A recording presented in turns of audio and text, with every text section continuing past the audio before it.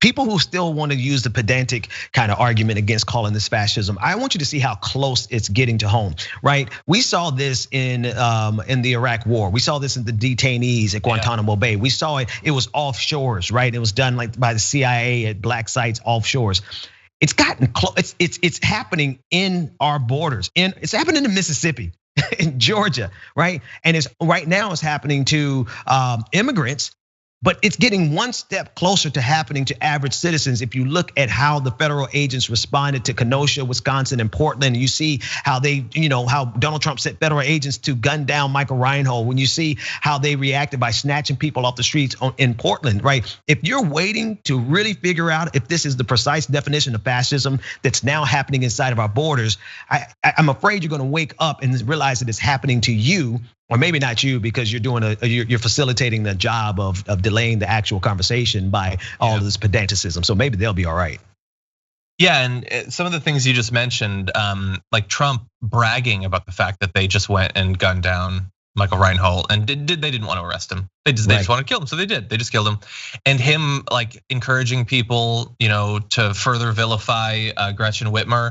Like it's all open. These are applause lines at rallies. This isn't like, oh, Mother Jones got a source that said, off the record, Trump said it somewhere in a back room. This is him screaming it into video cameras to make himself more popular, more loved by his base. This is all stuff that has happened and has flourished inside of his first term, where he at least has to sort of pretend to care about getting reelected.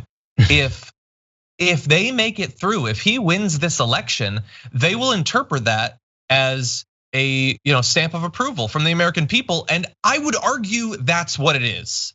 Yeah. If Trump wins, it is because the American people honestly aren't against this stuff.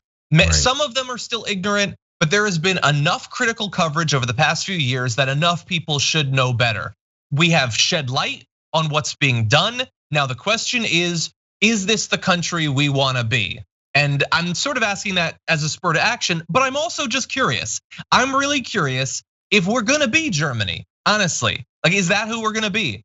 And I worry, it is still a tight thing. Biden's up in the polls, it's looking pretty good, but he could still definitely lose despite everything that we know.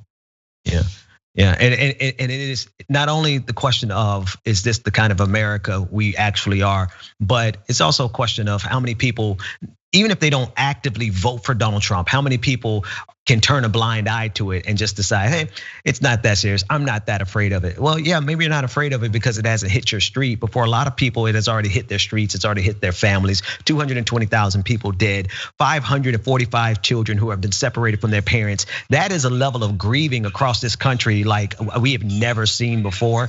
And I think for you to just casually just dismiss our responsibility to get this evil out of office, even if you don't vote for him, it's a tacit endorsement of what he's doing. Yeah.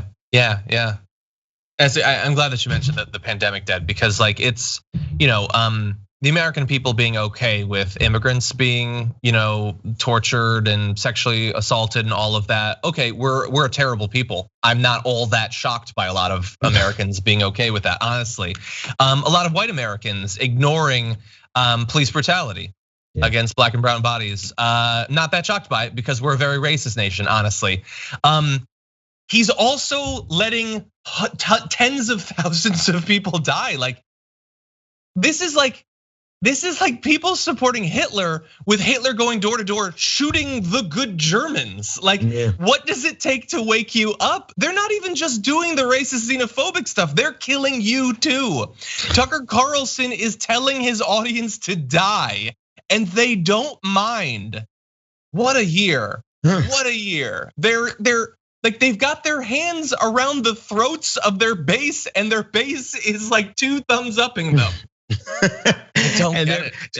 Their base loves to call us sheep, but honestly, they're the ones who are regularly being led to the slaughter. Yeah. Oh God, what a year. What a year.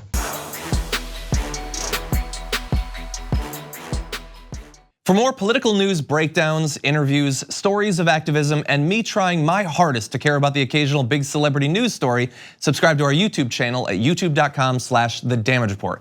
And you can ring the bell wherever it is so you don't miss anything.